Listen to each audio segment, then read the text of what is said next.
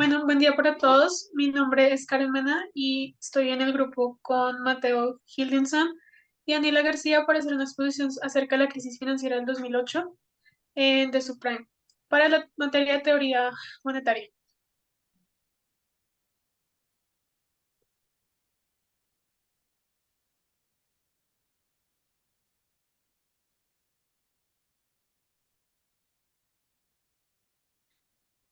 Bueno, esta crisis empezó, como vamos a hacer primero un antes, un durante y el después de lo que pasó en la crisis. Principalmente, esto empezó desde los atentados terroristas del 11 de septiembre del 2001. Esto es lo que generó incertidumbre y pesimismo en Estados Unidos. Como una forma de lograr reactivar la economía y hacer que las personas vuelvan a confiar en el sistema, los bancos centrales empezaron a bajar la tasa de interés de referencia hasta niveles del 1%.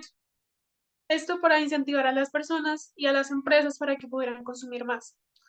Entonces, como era tan fácil y tan barato pedir prestado, hubo un exceso de gasto para comprar vivienda, no solo de personas que de verdad necesitaban la vivienda, sino de otras personas que querían especular con estos. Entonces ahí fue que se empezaron a generar las hipotecas subprime, que son créditos hipotecarios que se le dieron a clientes que no tenían el respaldo suficiente. En este era de los bancos por dar estos tipos de créditos, se le dieron muchos créditos a personas que no tenían los suficientes ingresos para poder pagarles de vuelta o que tenían un alto riesgo de entrar en mora y es decir que no iban a pagar estos créditos al final. Bueno, también otra causa de esto fue que los bancos empezaron a crear instrumentos financieros que estuvieran muy relacionados con este boom inmobiliario. Entonces se hacían créditos en un título para intercambiarlo en el mercado financiero.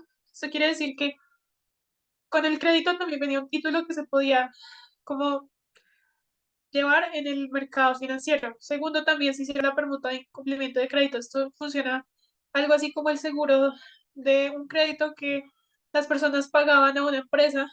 Bueno, los clientes de estos créditos pagaban a una empresa para que se hiciera cargo de las obligaciones en caso de que la persona que debía pagar no pagara los créditos.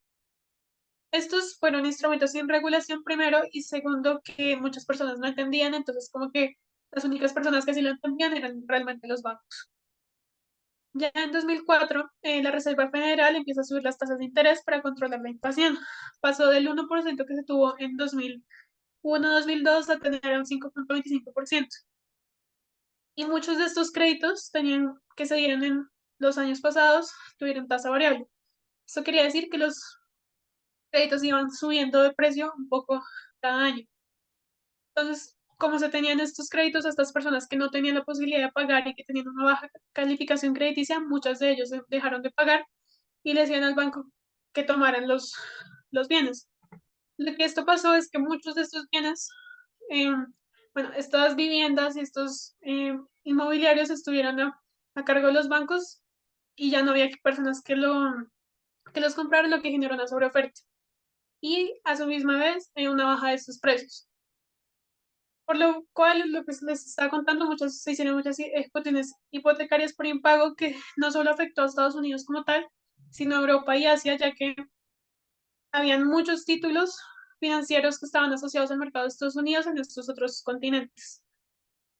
Ya después, en el 15 de septiembre del 2008, con la caída del Lehman Brothers, que se consideró la mayor quiebra en la historia de Estados Unidos, fue que empezó realmente la crisis.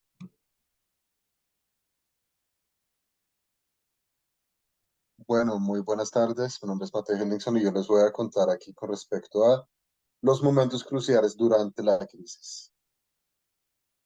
Entonces, sí comenzamos con el colapso de Lehman Brothers.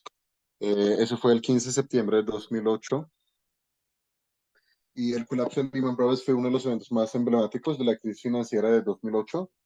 Lehman Brothers, el cuarto banco de inversión más grande de Estados Unidos, se declaró en quiebra con más de 6.000 millones de dólares en activos. Y este evento no solo sorprendió a los mercados financieros, sino también marcó un punto de inflexión en la crisis, ¿no?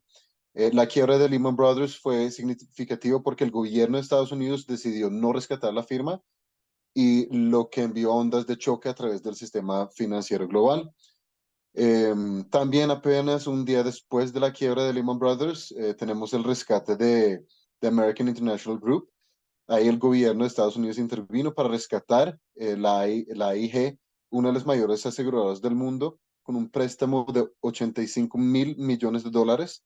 AIG estaba al borde del colapso debido a sus enormes pérdidas en derivados financieros, especialmente a los seguros de impago de deuda, los CDS en este caso, y también los planes de rescate financiero. Este fue el 3 de octubre de 2008 y el Congreso de Estados Unidos aprobó el programa de alivio de activos en problemas, los TARP, por un paquete de rescate financiero de 700.000 millones de dólares. Este plan fue diseñado para comprar activos tóxicos y acciones del banco en dificultados con el objetivo de estabilizar el sistema financiero.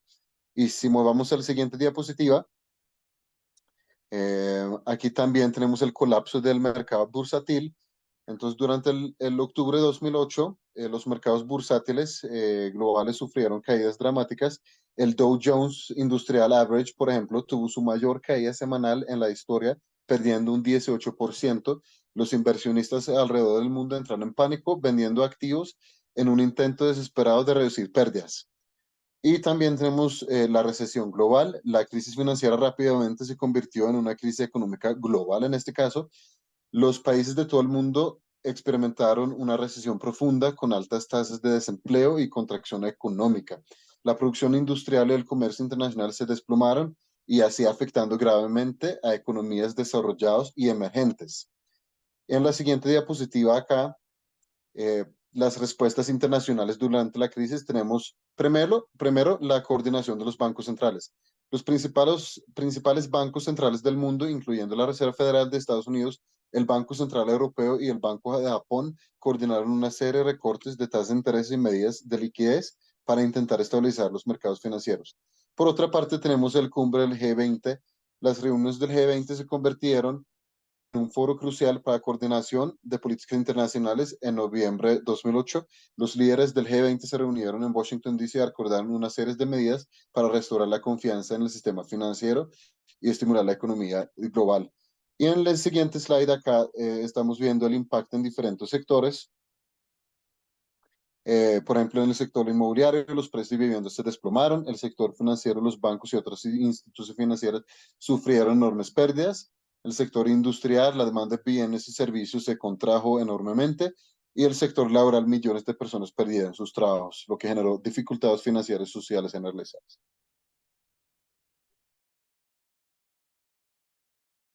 Bueno, profe, buenas noches.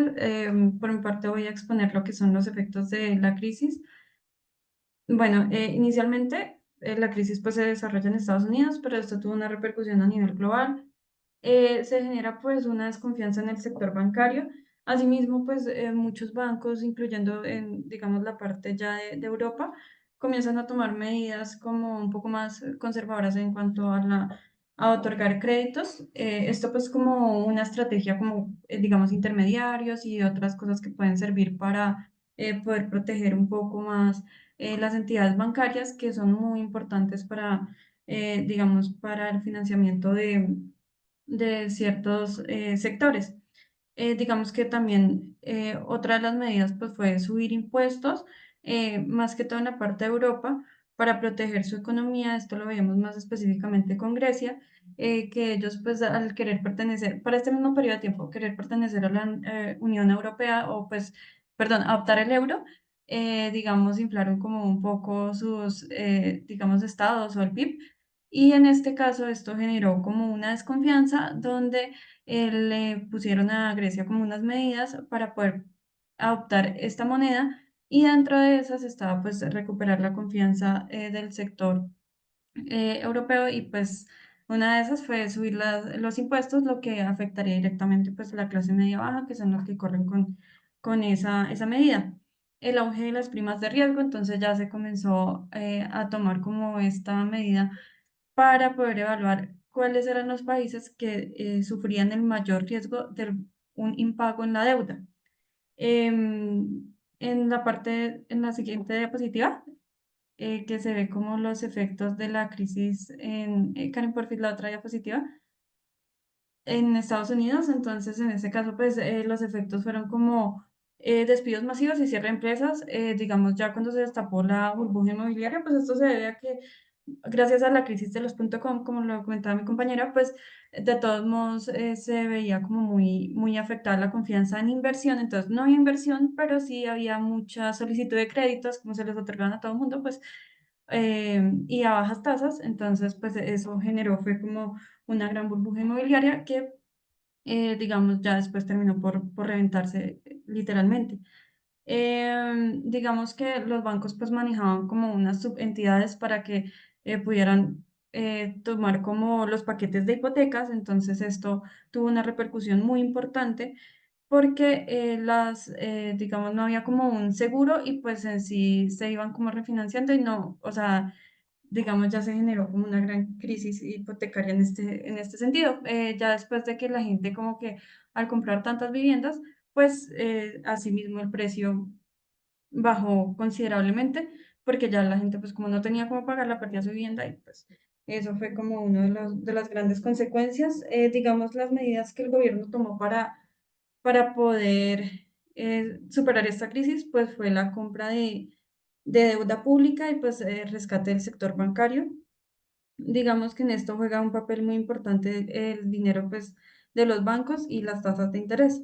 Entonces, aquí comienzan a evaluar los diferentes riesgos que tienen las personas y asimismo hay sectores que no se ven tan afectados y otros que sí. Por ejemplo, el turismo fue uno de los sectores que más afectación tuvo porque pues son los primeros gastos que las personas recortan ante la crisis, pero hay otros que se sostuvieron, como es el consumo pues de alimentos y pues las industrias así como de primera necesidad, la canasta básica. Karen, la otra, por favor. Bueno, ya. Entonces, en esta, las consecuencias para América Latina, digamos que no fueron tan fuertes, pero sí tuvieron como una repercusión. Una de estas fue la intervención de política fiscal y comercial. En algunos países, no en todos, digamos, comenzó a financiarse más o a generar planes de obras públicas para así mismo incentivar la economía.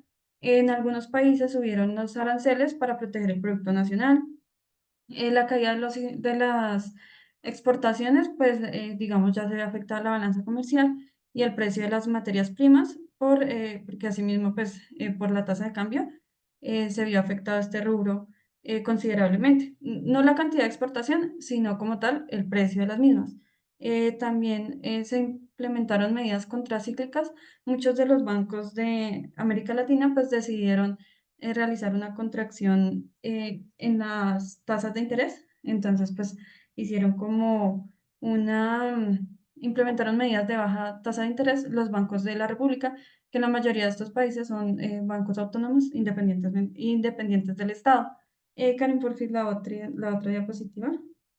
Entonces, ya aquí vemos como un panorama un poco más claro. Vemos que Venezuela, y bueno, eso lo indicaba en algún paper, que Venezuela no tuvo tanta afectación y de hecho no tuvo déficit por el petróleo. Pero el resto de las demás economías de los otros países sí tuvieron que tomar medidas como reducción de encaje. En este caso vemos que para México no aplica, provisión de liquidez, para Venezuela no aplicó. Bajas tasas de interés, en el único país que no aplicó fue en Argentina. La política fiscal, disminución de impuestos, aplicó en la mayoría, menos en Perú y en Venezuela. La expansión del gasto público aplicó en la mayoría, menos en Colombia y en Venezuela. Digamos, ya los ajustes de política comercial, también como vemos ahí, operó en más o menos el 50% de los países. Y ya eso sería todo, profe.